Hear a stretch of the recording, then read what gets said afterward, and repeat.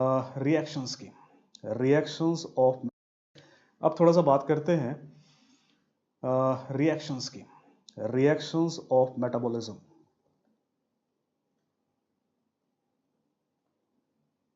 Let's talk about the reactions of metabolism. What are the different reactions of metabolism? Say reactions of metabolism in phase 1 and phase 2. Reactions of metabolism in phase 1 and phase 2. See, phase 1 reactions, guys, you can remember as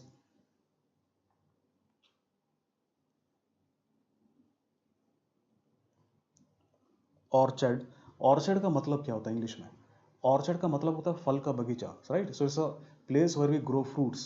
so phase 1 में हम orchard में क्या करेंगे? Fruit उगाएंगे. Phase 2 में हम क्या करेंगे?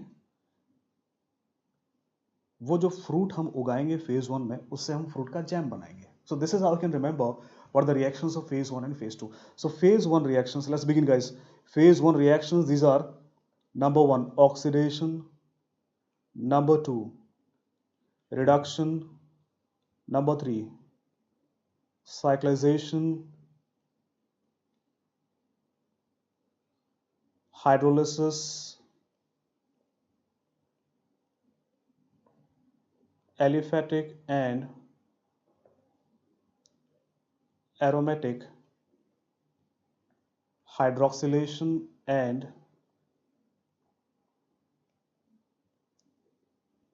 deamination. तो ये जो सारे रिएक्शंस हैं, ये फेज 1 के रिएक्शंस हैं.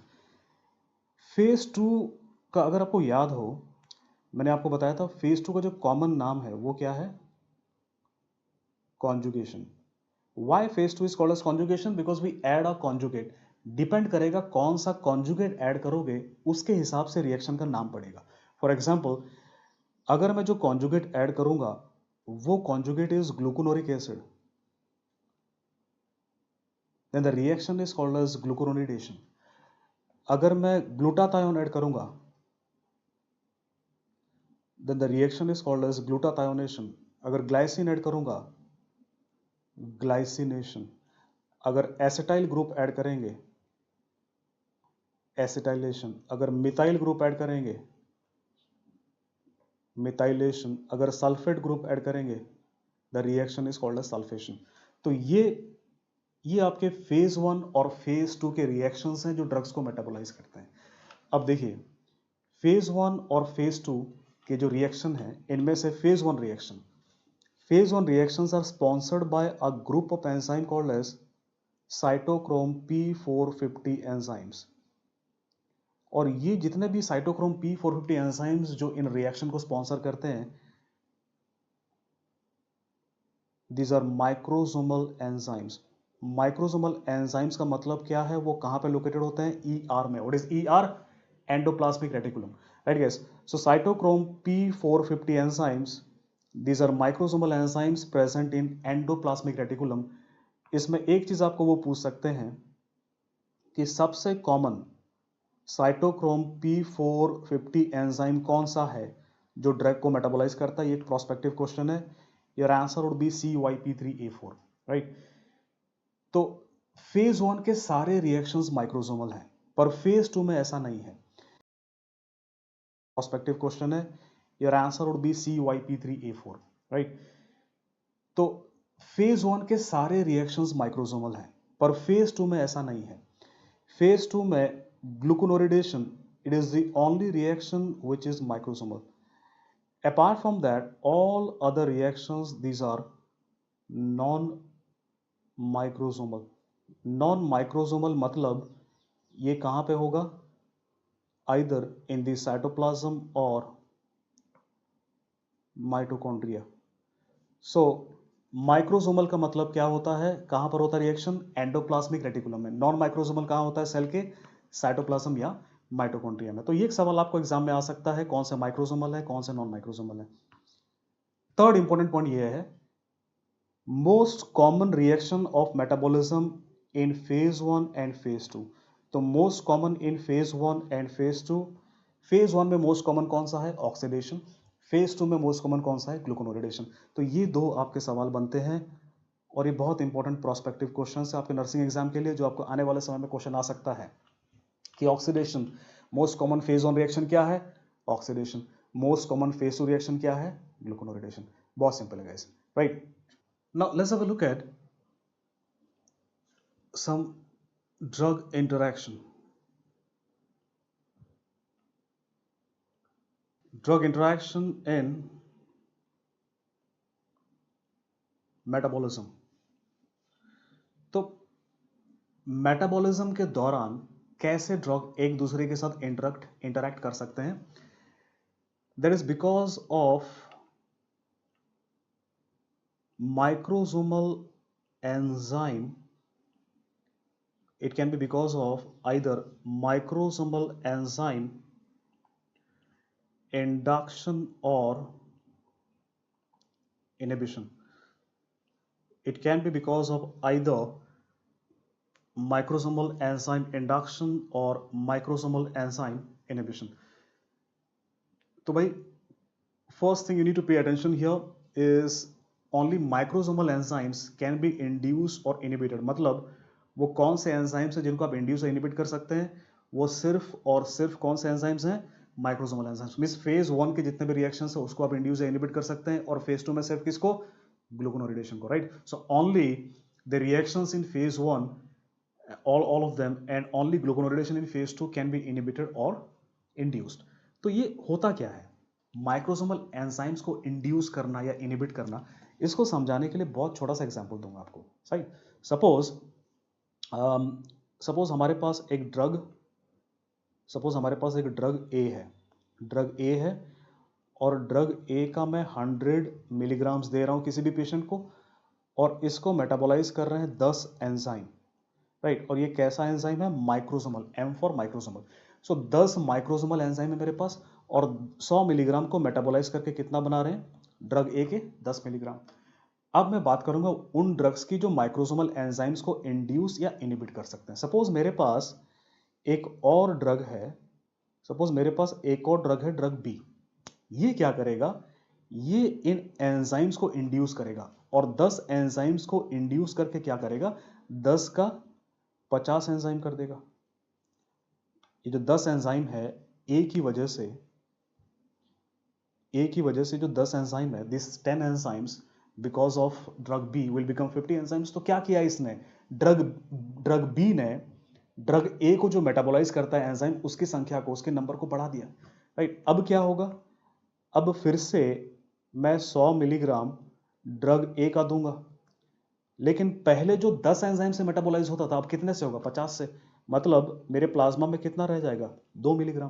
तो अब खुद सोचो कि जो पहले 10 मिलीग्राम था, अब मेरे बॉडी में 2 मिलीग्राम हो गया। तो ड्रग का जो इफेक्ट है, the effect of drug, will it increase और विल इट डिक्रीज। खुद सोचो क्या होगा भाई, ड्रग कम हो गया तो जाहिर सी बात है कि इफेक्ट कम हो जाएगा। मींस क्या होगा, यहां पे there would be decrease effect of drug, और ड्रग का इफेक्ट कम हो गया, मतलब ड्रग काम नहीं करेगा, ऐसा भी हो सकता है। इसे हम क्या कहते हैं, ड्रग फेलियर, मतलब एंजाइम इंडक्शन। तो इसको समझो, यहां पे एक ड्रग बी दिया गया, क्या हुआ, फिर से रिवाइज करते हैं, come on guys. I gave a drug B which induce the enzymes which metabolize drug A. So drug B induces these enzymes, increases the number of enzymes, and because of which what happens, the amount of drug in the body decreases and that causes drug failure. तो ये आपका MCQ point है कि enzyme induction drug के साथ क्या करते हैं, ड्रग फेलियर या ड्रग टॉक्सिसिटी क्या करेंगे, ड्रग फेलियर करेंगे। इसी प्रकार let me give you another example. Suppose there is a drug C, एक तीसरा ड्रग है हमारे पास सी, और ये क्या करेगा, ये इस एंजाइम को इनहिबिट करेगा। तो ये इनहिबिट कर रहा है और ये इंड्यूस कर रहा था। सो इनहिबिट करेगा मतलब क्या करेगा, ये 10 एंजाइम पे काम करके इनके नंबर को कम कर देगा। 10 एंजाइम को सपोज इसने क्या कर दिया, 5 एंजाइम कर दिया, राइट। 10 एंजाइम को इसने 5 कर दिया। अब क्या होगा, जो हमारा 100 मिलीग्राम्स ऑफ ड्रग ए था, अब ये मेटाबोलाइज होगा, जो कि पहले 10 एंजाइम से मेटाबोलाइज होता था। It was previously metabolized by 10 enzymes, but now it would be metabolized by how many enzymes, 5 enzymes, and because of which the amount of drug I will have in my plasma is 20 milligrams. So drug A 20 milligrams हो गया. तो पहले 10 था, 10 से 20 हो गया, तो effect ज्यादा होगा या कम होगा? क्या होगा? पहले ड्रग का इफेक्ट कम हो गया था. Now there would be an increased effect of drug, और ड्रग का इफेक्ट कई ज्यादा अगर बढ़ गया तो क्या हो सकता है? ड्रग की टॉक्सिसिटी हो सकती है. क्या हो सकता है? ड्रग का टॉक्सिसिटी हो सकता है. कम ऑन गाइस. सो इसका मतलब क्या है? एंजाइम इनहिबिशन से क्या होता है? एंजाइम इनहिबिशन से क्या होता है? ड्रग टॉक्सिसिटी होता है. ये आपका प्रोस्पेक्टिव क्वेश्चन है, ये आपके एग्जाम में सवाल आएगा, राइट. सो क्या देखा हमने यहां पे? अगर हम इनहिबिट करेंगे, ड्रग सी दिया, उसने क्या किया? ड्रग ए को जो मेटाबोलाइज करने वाला एंजाइम है 10 एंजाइम, उसको कितना बना दिया? 5 एंजाइम. उसकी वजह से अमाउंट ऑफ ड्रग क्या हुआ? बढ़ गया. तो at the end of the day आपको ये याद रखना है, मूल मंत्र ये है कि एंजाइम इंडक्शन होगा तो क्या होगा? ड्रग फेलियर होगा. एंजाइम इनहिबिशन होगा तो क्या होगा? ड्रग का टॉक्सिसिटी होगा. तो अब मैं आपको ये बताने वाला हूं कौन से ड्रग्स हैं, which are the drugs like drug B and drug C which are inducers और इनहिबिटर्स. तो लिस्ट देखेंगे यहां पे. तो यहां पे हम देखेंगे which are the drugs which are enzyme inducers. तो वो कौन से ड्रग्स हैं जो ड्रग बी की तरह एंजाइम्स को इंड्यूस कर सकते हैं. दूसरी तरफ हम देखेंगे which are the drugs which are enzyme inhibitors, जो कि एंजाइम्स को इनहिबिट कर सकते हैं, right. So these are two classes of drugs will discuss here guys. Enzyme inducers, इसको याद रखने के लिए I will give you mnemonic. Mnemonic you can remember as grab Priyanka Chopra. So this is just a mnemonic, guys. Don't take it seriously. All right. So because she has already been grabbed. So you can remember here, griseofulvin, rifampicin, alcohol, benspirin is a toxin, phenytoin, phenobarbital,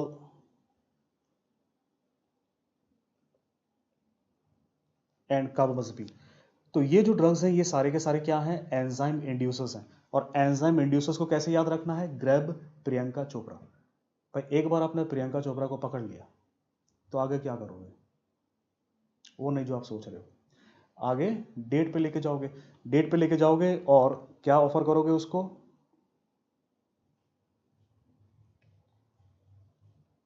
a quick veg dinner, right, अगर वो vegetarian है तो. So drugs like quinidine,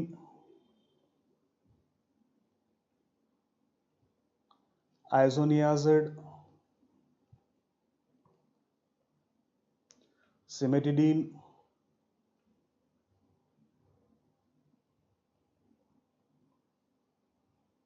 ciprofloxacin, ketoconazole, वाल्प्रोइट,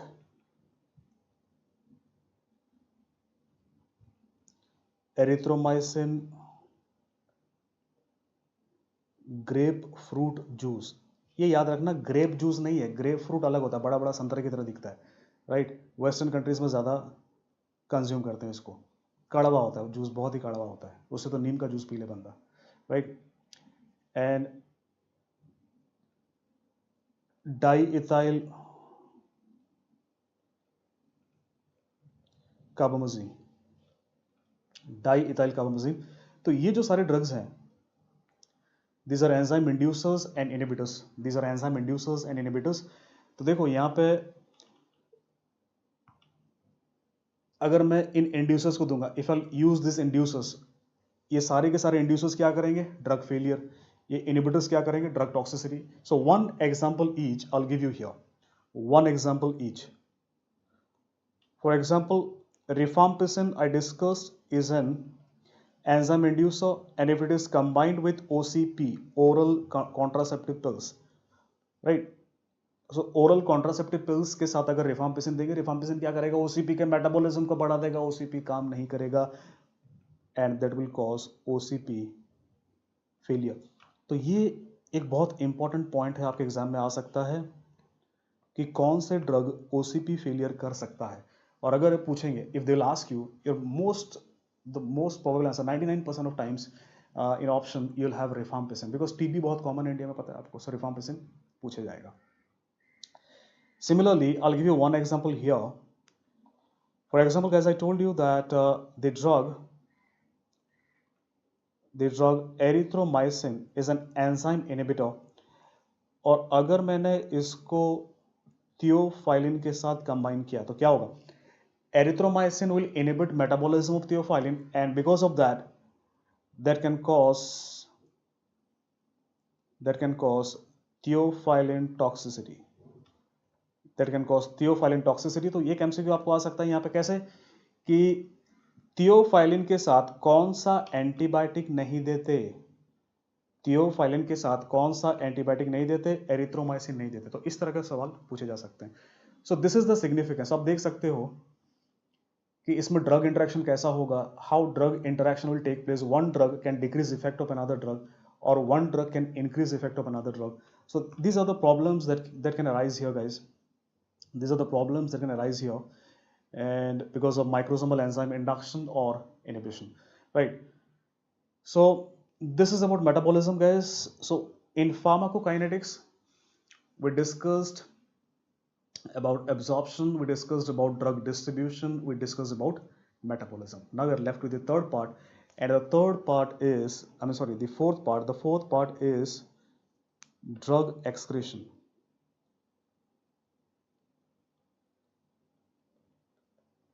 Drug excretion. So two major organs are kidney and liver. So दो जो सबसे major organ है kidney liver है, बाकी कम एक्सक्रीट होता है इनसे। लंग्स हो गया, ब्रेस्ट मिल्क में भी एक्सक्रीट होता है drug, sweat, saliva, right? But overall, one common MCQ, which is the most common organ for drug excretion, most common organ, ये क्वेश्चन आपके एग्जाम में पूछा गया है, राइट? तो इसमें आंसर क्या होता है, किडनी। इसी प्रकार मैंने आपको पहले बताया था, most common organ for drug metabolism is liver. So metabolism liver, excretion kidney, right? अब किडनी से ड्रग एक्सक्रीशन का मैकेनिज्म क्या है? What is the mechanism of drug excretion by kidney? See, there are two ways by which drug can be excreted. That is, one is glomerular filtration and second one is tubular secretion. तो glomerular filtration का मतलब क्या होता है? Suppose ये आपका glomerulus है, right? ये आपका, आप पढ़ेंगे एनाटॉमी में कैसा दिखता है। ये आपका बाउमेंस कैप्सूल है और यहाँ पे क्या होता है, जिस तरह से आपका प्लाज्मा फिल्टर होता है और फिर वो आता है यहाँ पे यूरिन बनता है, उसी प्रकार से जो ड्रग है, ड्रग मतलब कौन सा ड्रग, वाटर सोल्यूबल ड्रग भी फिल्टर हो जाएगा। इसे हम क्या कहते हैं, ग्लोमेरुलर फिल्ट्रेशन कहते हैं। दूसरा, ट्यूबुलर सिक्रेशन किसे कहते हैं? ट्यूबुलर सिक्रेशन इसे कहते हैं कि यहाँ पे पंप होगा और ड्रग क्या करेगा, इन ट्यूब्यूल्स में इनको सिक्रेट करेंगे। तो ये ट्यूबुलर सिक्रेशन है, ये ग्लोमेरुलर फिल्ट्रेशन है। दो तरीके हैं। Now the amount of glomerular filtration is only 20%। मतलब 100% अगर ड्रग बाहर जा रहा है तो उसमें से केवल 20% ही ग्लोमेरुलर फिल्ट्रेशन से बाहर जा रहा है। बिकॉज सी, कितना बाहर कितना फिल्टर होगा वो डिपेंड करेगा किससे, कि कितना प्लाज्मा फिल्टर हो रहा है, और वो तो लिमिटेड है। Because at any given point of time only 20% of plasma is filtered, means 20% of drug is removed by filtration, whereas tubular secretion इसका कोई लिमिट नहीं है, 80%। तो इसमें अगर आपको सवाल पूछेंगे ज्यादा ड्रग किससे एक्सक्रीट होता है, ट्यूबुलर सिक्रेशन एक बेटर आंसर होगा। दूसरा, ग्लोमेरुलर फिल्ट्रेशन किसको रिमूव करता है? Only free drug. देखो मैंने आपको बताया था पहले, drugs can bind to plasma protein. So drug plasma protein को बाइंड करते हैं और ड्रग फ्री भी होते हैं। तो कौन सा ड्रग बाहर जाएगा? एक बात सोचो, प्लाज्मा प्रोटीन्स, भाई हम अपने यूरिन में प्लाज्मा प्रोटीन को लूज करते हैं क्या नॉर्मली? नहीं, we can never lose plasma proteins in urine. So जो ड्रग प्लाज्मा प्रोटीन को बाउंड रहेगा वो कैसे बाहर जाएगा? वो बाहर नहीं जा सकता। तो कौन सा ड्रग बाहर जाएगा? सिर्फ वो ड्रग जो प्लाज्मा में फ्रीली तैर रहा है, right? Whereas tubular secretion can remove not only free drug but also plasma protein bound drug। तो ये डिफरेंस है जो आपने याद रखना है। tubular secretion can remove not only free drug but also plasma protein bound drug। तो ये डिफरेंस है जो आपने याद रखना है। ये सिर्फ फ्री ड्रग को वो करता है, ये प्लाज्मा प्रोटीन बाउंड ड्रग को। सो अगर आपसे सवाल पूछेंगे कि प्लाज्मा प्रोटीन बाउंड ड्रग का ग्लोमेरुलर फिल्ट्रेशन हो सकता है क्या? आंसर क्या होगा? नहीं, बिल्कुल नहीं हो सकता, क्योंकि plasma protein bound drug they are never remove, they are removed only by tubular secretion, not by glomerular filtration, right? तो ये बेसिक कॉन्सेप्ट है ड्रग के एक्सक्रीशन का। अब थोड़ा सा कैलकुलेशन देख लेते हैं, गणित, जो आप में से बहुत से लोगों को पसंद नहीं होगा, पर थोड़ा बहुत गणित तो हमें आना ही चाहिए। तो calculate, how can I calculate how much drug is moving out of the body? That is something called as rate of drug elimination, और इसके लिए मैं शॉर्ट फॉर्म यूज करूंगा, that is RDE। RDE stands for rate of drug elimination. और ये मैं कैसे calculate करता हूं? By multiplying plasma concentration of the drug into clearance. CL here stands for clearance, PC is plasma concentration. तो इससे कैसे मिलेगा? इसके लिए मैं आपको छोटा सा यहाँ पे एग्जांपल देता हूँ। प्लाज्मा कंसंट्रेशन का यूनिट क्या है? इनका यूनिट देखो, प्लाज्मा कंसंट्रेशन का unit is milligrams per ml। So how many milligrams of drugs are present per ml of plasma? Clearance का यूनिट क्या है? Millilitres per hour. मतलब पर आवर हमारे बॉडी में से कितना ml प्लाज्मा ड्रग फ्री हो रहा है। नहीं याद रखना चाहता कोई बात नहीं, बस यूनिट देख लो। नाउ हियर ml कैंसिल हो गया, क्या बचा हमारे पास? हमारे पास बचा milligrams per hour, which means what? Rate of drug elimination हमें क्या दे रहा है कि हमारी बॉडी में से कितना मिलीग्राम बॉडी में से बाहर जा रहा है प्रति घंटे, per hour. Which means what? अगर मिलीग्राम पर आवर में बताऊं या RDE को मैं बताऊं, तो ये दोनों क्या बता रहे हैं हमें? या मैं ये बता रहे हैं, RDE is amount of drug that is eliminated per hour from the body. So rate of drug elimination हमें क्या बताता है कि हमारी बॉडी में से प्रति घंटे कितना ड्रग बाहर जा रहा है, राइट? सो ये क्या बताता है हमें? रेट ऑफ ड्रग एलिमिनेशन बताता है। अब इसमें एक और चीज, पहले मैंने आपको लोडिंग डोज बताया था, अब थोड़ा सा मैं आपको समझाऊंगा मेंटेनेंस डोज क्या होता है, राइट? मेंटेनेंस डोज क्या होता है, तो इसका थोड़ा क्लिनिकल सिनेरियो देखते हैं। सपोज आप सपोज आप वार्ड में काम कर रहे हैं और यहां पे लोडिंग डोज दिया गया, इस टाइम पे पेशेंट को लोडिंग डोज दिया गया, जो हम पहले मैंने पढ़ाया था आपको। और 6 घंटे के बाद यहां पे कितना डोज हमें देना है? आप खुद सोचो भाई, लोडिंग डोज मैंने दे दिया, 6 घंटे बीत गए और 6 घंटे के बाद मुझे एक अगला डोज देना है, तो 6 घंटे के बाद मैं कितना ड्रग पेशेंट को देना चाहिए मुझे? सिंपल सा लॉजिक लगाओ भाई, 6 घंटे में पूरा ड्रग तो बाहर नहीं गया है लोडिंग डोज में से, पर लोडिंग डोज में से 6 घंटे में कितना ड्रग बाहर गया है? लोडिंग डोज में से कुछ तो ड्रग है जो कि एलिमिनेट हुआ है 6 घंटे में। तो अगर मुझे ये पता चल जाए कि 6 घंटे में how much drug has moved out of the body, अगर मैं वो वापस पेशेंट को दे दूं तो लोडिंग डोज जो पहले दिया था उतना ही लेवल आ जाएगा, है कि नहीं? तो कैसे कैलकुलेट करूंगा कि कितना डोज 6 घंटे में बॉडी में से बाहर गया है? सिंपल सा दिमाग लगाओ, रेट ऑफ ड्रग एलिमिनेशन क्या बता रहा है कि प्रति घंटे बॉडी में से कितना बाहर जा रहा है 6 घंटे के लिए, उसके बाद जा रहा है, उसके लिए मैं क्या करना पड़ेगा? मुझे 6 को मल्टीप्लाई करना पड़ेगा।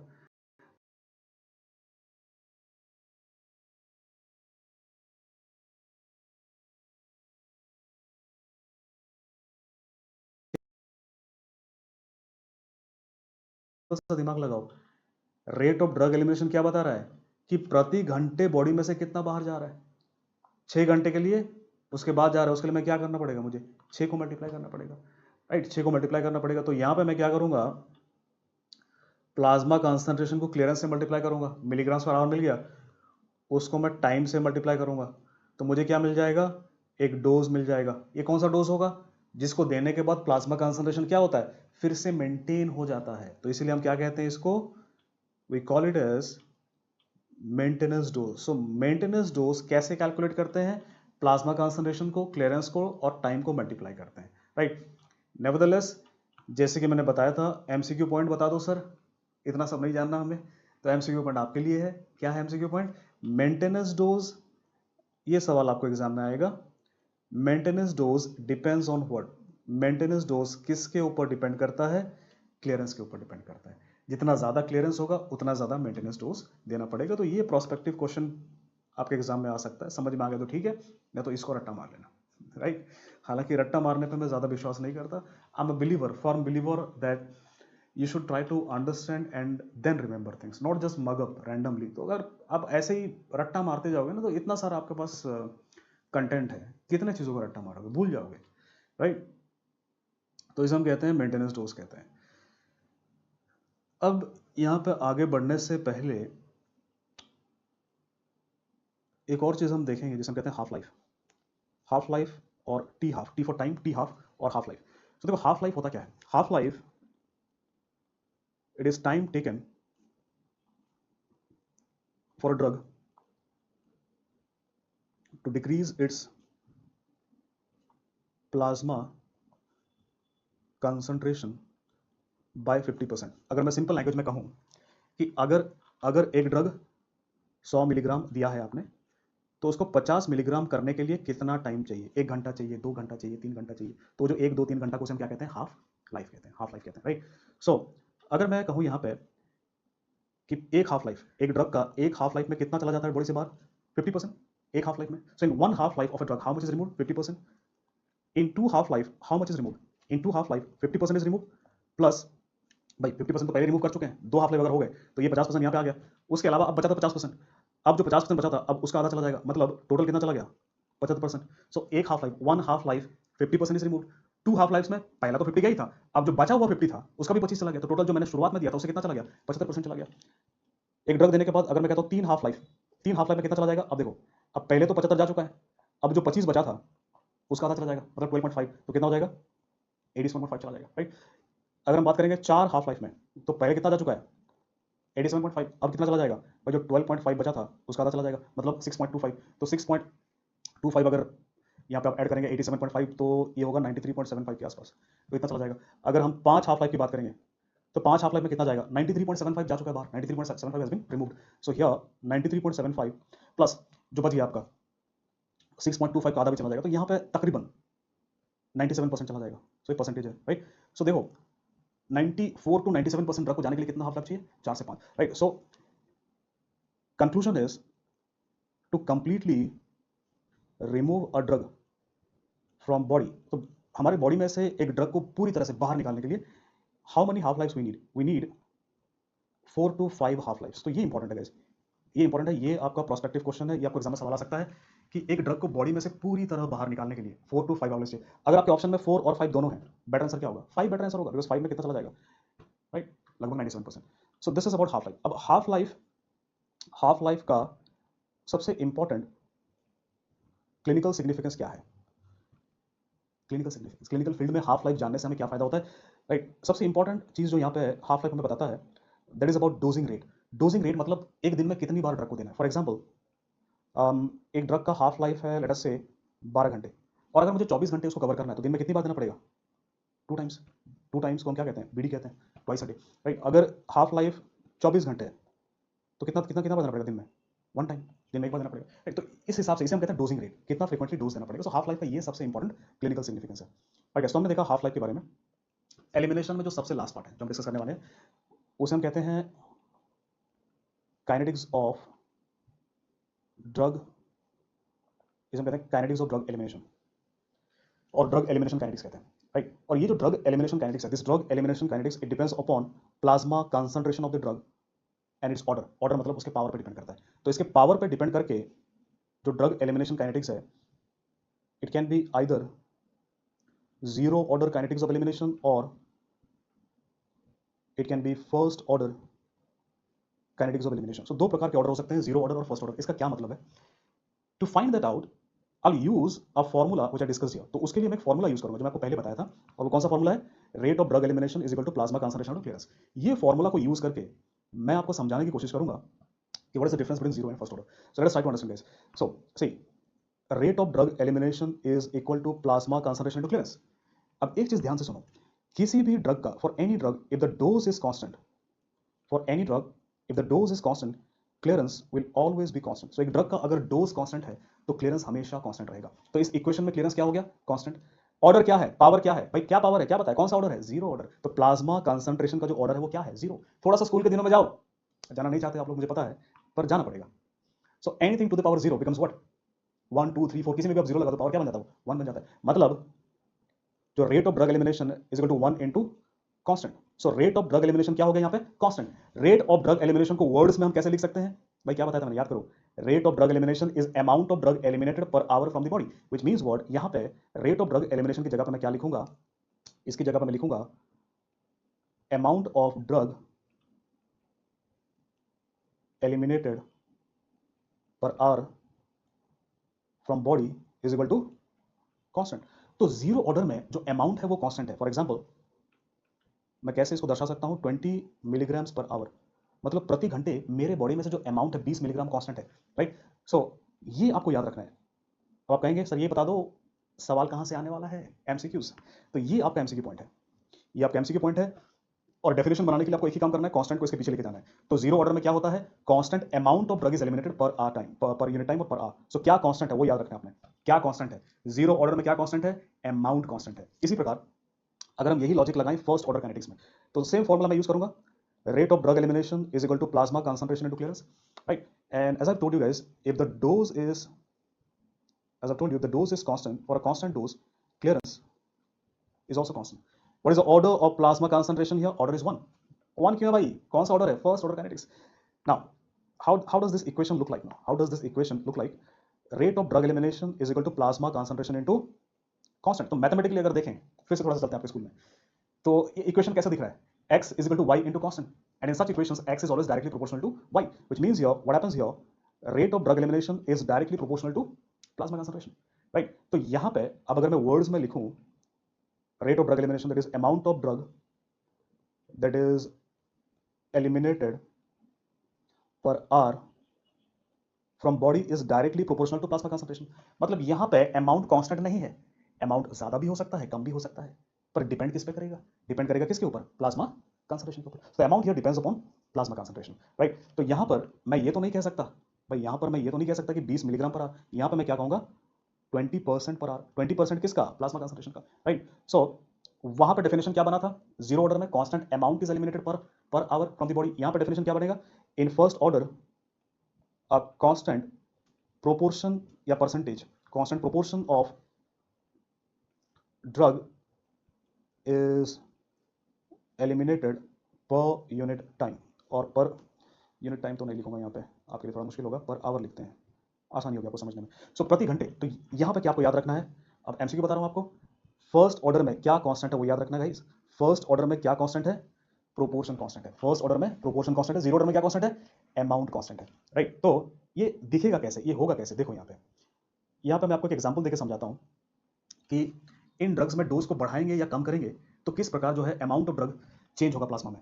सो let me take an example of a drug A. तो एक ड्रग ए का एग्जांपल लेते हैं यहाँ पे, और सपोज ये जीरो ऑर्डर फॉलो करता है, so it is being removed at a rate of 20 milligram per hour, और मैंने 100 मिलीग्राम रख दिया, राइट। अब मैं आपसे कहता हूँ कि चलो भाई इसका हाफ लाइफ निकालो, हाफ लाइफ निकालो। तो हाफ लाइफ मैंने थोड़ी देर पहले बताया था, half life time taken to make 100 milligram to 50 milligram. तो इसको 100 मिलीग्राम को लेते हैं यहाँ पर, और 100 मिलीग्राम को 50 बना करके देखते हैं तो कैसे होगा। देखो आपने 100 मिलीग्राम लिया, और पहले कितना जाएगा? 20 मिलीग्राम जाएगा। 20 मिलीग्राम जाएगा तो कितना रहेगा? 80 मिलीग्राम पहले घंटे में, एक घंटे में। 2 घंटे में क्या होगा? फिर कितना जाएगा? प्रति घंटे कितना जा रहा है? 20 जा रहा है। तो 2 घंटे दूसरे घंटे में फिर 20 चला जाएगा, कितना बचेगा? 60 मिलीग्राम। 2.5 घंटे में, और आधे घंटे में कितना जाएगा 10 मिलीग्राम, अब कितना बचा 50 मिलीग्राम। तो यहाँ पे जो हाफ लाइफ है वो कितना हो गया 2.5 घंटे। तो मुझे 2.5 घंटा लगा यहाँ पर। I took 2.5 hours to decrease the dose from 100 milligrams to 50 milligrams because it follows which order, it follows zero order. तो ये होता है जीरो ऑर्डर में। अब अगर मैं डोज को बढ़ा देता हूँ और डोज को बना देता हूँ 200 मिलीग्राम, तब देखो 200 मिलीग्राम में क्या होगा, 20 मिलीग्राम बाहर जाएगा 1 घंटे में, तो कितना हो गया 180, फिर 20 जाएगा 160, फिर 140, फिर 120 और 100। तो हर बार 20-20 इसमें से बाहर जाएगा, और 1 2 3 4 5। तो यहाँ पे जो हाफ लाइफ है वो कितना हो गया, यहाँ पे जो हाफ लाइफ है दोस्तों कितना हो गया, वो 5 घंटा हो गया। सो कहने का मतलब ये है कि जीरो ऑर्डर में जैसे ही डोज बढ़ता है, as dose increases in zero order, as dose increases in zero orders, half life के साथ क्या होता है, हाफ लाइफ भी बढ़ता चला जाता है। तो ये एमसीक्यू पॉइंट आपको याद रखना है। जीरो ऑर्डर में जैसे ही as dose increases in zero order, half life increases. और इसकी वजह से देखो, इसकी वजह से यहाँ पे क्या होता है, डोज का एक्यूमुलेशन होता है, या फिर आप ड्रग एक्यूमुलेशन कह सकते हैं। जीरो ऑर्डर काइनेटिक्स में क्या होगा, ड्रग का एक्यूमुलेशन होगा, क्योंकि अगर आप डोज बढ़ाएंगे यहाँ पे तो एक्सक्रीशन नहीं बढ़ेगा। तो जो ड्रग आप डोज ज्यादा दे रहे हो क्या हो रहा है, बॉडी में एक्यूमुलेट हो रहा है। वेयरएज यही एग्जांपल अगर हम यहाँ पे एक और ड्रग बी के साथ लेते हैं, so I am taking this example with another drug B and which can be removed at a rate of 20% per hour at the same time I have taken 100 milligrams of drug here, right. So देखते हैं आप यहाँ पे 100 milligram को 50 milligram बनाने में कितना time लगेगा। तो यहाँ पे पहले घंटे में कितना जाएगा, 20% जाएगा, 20%, 20 मिलीग्राम नहीं, तो 20 मिलीग्राम चला गया 20% 100 का, सो 80 मिलीग्राम हो गया, राइट। दूसरे घंटे में फिर 20% जाएगा, 16 चला गया, 64 मिलीग्राम रह गया। तीसरे घंटे में 20% जाएगा, 13 पॉइंट समथिंग, तो नियर अबाउट 50 मिलीग्राम रह जाएगा। तो यहाँ पे जो हाफ लाइफ है कितने घंटे हो गए, 3 घंटे हो गए। अब थोड़ा सा डोज को बढ़ाते हैं, let us increase the dose to 200 milligrams and guys first hour 20% is gone, 20% 240 is gone, 160 milligrams. अब क्या करेंगे, दूसरे घंटे में फिर 20% जाएगा, 32 चला गया, 128 मिलीग्राम्स। तीसरे आवर में, थर्ड आवर में फिर 20% चला जाएगा, सो हम लेफ्ट विद नियर अबाउट 100। पर यहाँ पर भी अगर आप देखें तो हाफ लाइफ जो है वो कितना है, 3 घंटे। तो हाफ लाइफ चेंज नहीं हुआ। मतलब फर्स्ट ऑर्डर में क्या होता है, फर्स्ट ऑर्डर में जो हाफ लाइफ है क्या है, वो कांस्टेंट है, और यहाँ पे ड्रग एक्यूमुलेशन नहीं होता। और यहाँ पे ड्रग एक्यूमुलेशन क्यों नहीं होता, क्योंकि जैसे जैसे आप डोज बढ़ाएंगे डोज के हिसाब से एक्सक्रीशन बढ़ेगा, बिकॉज यहाँ पे परसेंटेज कांस्टेंट है, right. So there is no drug accumulation. So guys ये आपके समझने के लिए है। एमसीक्यू पॉइंट क्या है, पहले बता दिया मैंने। MCQ point, come on guys, repeat once again. Zero order what is constant, amount is constant. First order what is constant, proportion is constant. पहला MCQ point, right. Second MCQ point, zero order dose increases, half life is also increases. यहाँ पे first order half life is always constant, right. तो ये दूसरे MCQ points हैं। देखो यहाँ पे ज्यादातर ड्रग्स, तो मैं फर्स्ट ऑर्डर के नीचे ही लिख रहा हूँ, सॉरी हाँ, या उसकी most drugs follow first order. तो ज्यादातर ड्रग्स फर्स्ट ऑर्डर फॉलो करते हैं, जीरो ऑर्डर के नीचे लिख रहा हूँ, most drugs follow first order, whereas few drugs they follow zero order. तो बहुत ही कम ड्रग्स हैं जो जीरो ऑर्डर फॉलो करते हैं, और इनका एग्जांपल्स आप याद रख सकते हैं एज जीरो एटीपी वीक। अगर भाई एटीपी जीरो हो जाएगा तो क्या हो जाएंगे, कमजोर हो जाएंगे। सो कौन से ड्रग्स हैं, alcohol, theophylline, टॉलब्यूटामाइड, phenytoin and warfarin. तो ये जो ड्रग्स हैं, फ्यू ड्रग्स, तो ये जो ड्रग का लिस्ट है, ये आपका एमसीक्यू पॉइंट है। ये प्रॉस्पेक्टिव क्वेश्चंस आपके एग्जाम में आएंगे कि कौन सा ड्रग, बिकॉज लिस्ट छोटा सा है, तो कौन सा ड्रग जीरो ऑर्डर फॉलो करता है। तो ये क्या करेंगे, यहाँ पे एक फेनिटोइन को ऐड कर देंगे और वैल्प्रोएट, कार्बामेज़ेपिन और अलग ड्रग से कंबाइन करेंगे, तो आपको फेनिटोइन को ढूंढ के बाहर निकालना पड़ेगा। तो ये एक एमसीक्यू पॉइंट है जो आपको आने वाले समय में आपके एग्जाम्स में आएगा, वो कौन से ड्रग्स हैं जो जीरो ऑर्डर को फॉलो करते हैं। तो दोस्तों, in this section what we have to discuss is about pharmacokinetics, and from the beginning till the end what did we discuss? We discussed about drug absorption, we discussed bioavailability, we discussed about first pass metabolism, we discussed about distribution, we discussed about drug metabolism, enzyme inducers, inhibitors, we discussed about drug elimination or excretion, we discussed about maintenance dose, we discussed about zero order, first order kinetics, and we also discussed about half life. So guys, once we have discussed pharmacokinetics, let us have a look at few MCQs as well, right? So first one, drugs with are maximum absorbed in small intestine because of, तो ये discuss किया था मैंने आपके साथ, small intestine में सबसे ज्यादा और सबसे जल्दी ड्रग एब्जॉर्ब होता है। उसके पीछे कारण क्या बताया था मैंने आपको, is it more blood flow, no, is it suitable pH, no, is it suitable no, is because of large surface area. तो single most important factor for drug absorption is surface area. Small intestine के पास सबसे ज्यादा है, सबसे बड़ा, इस वजह से वहां सबसे ज्यादा और सबसे जल्दी ड्रग एब्जॉर्ब होता है। Maximum and fastest drug absorption happens in the small intestine. Coming to second question guys, route of administration with 100% bioavailability, ये डिस्कस किया था हमने। Only route is intravenous, only route is intravenous, बाकी किसी root से भी आप देंगे तो थोड़ा बहुत ड्रग का वेस्टेज होगा। The only route that has 100% bioavailability is intravenous. Next question guys, drug distribution depends upon all factors except lipid solubility, yes it depends, comorbidity, yes it depends, liver renal failure बताया था मैंने आपको, root of administration इसका कोई लेना देना नहीं है, plasma protein binding, yes it depends. तो यहाँ पे आंसर क्या है, रूट ऑफ एडमिनिस्ट्रेशन। सो इसका डिस्ट्रीब्यूशन से कोई लेना देना नहीं, because no matter which route you give the drug, distribution happens after the drug reaches into systemic circulation. मतलब आप किसी भी रूट से ड्रग दीजिए, आईवी, ओरल, आईएम, क्या कोई फर्क नहीं पड़ता, बिकॉज डिस्ट्रीब्यूशन कब होता है, सिस्टमिक सर्कुलेशन में पहुंचने के बाद, और रूट ऑफ एडमिनिस्ट्रेशन उससे पहले आता है, राइट। तो आंसर यहाँ पे सी है। Next one guys, most common reaction of phase 1 drug metabolism, ये भी डिस्कस किया था हमने। फेज 1 का सबसे कॉमन रिएक्शन क्या होता है, ऑक्सीडेशन। ऑक्सीडेशन सबसे कॉमन है, रिडक्शन साइक्लाइजेशन ये फेज 1 पर कॉमन नहीं है, कॉन्जुगेशन फेज 2 का रिएक्शन है। For excretion of a drug it should be, अगर ड्रग का एक्सक्रीशन कराना है तो क्या होना चाहिए, बताया था मैंने। एब्जॉर्प्शन के लिए क्या होना चाहिए, लिपिड सॉल्युबल, एक्सक्रीशन के लिए क्या होना चाहिए, water soluble. So water soluble किसके लिए चाहिए, एक्सक्रीशन के लिए। सो लिपिड सॉल्युबल या नॉन पोलर या हाइड्रोफोबिक, ये सब एक ही बात है, बताया था मैंने आपको, ये किसके लिए चाहिए, एब्जॉर्प्शन के लिए चाहिए, राइट। तो ये ऐसे सवाल आपके एग्जाम्स में आ सकते हैं जो हमने डिस्कस करना था फार्माकोकाइनेटिक्स में।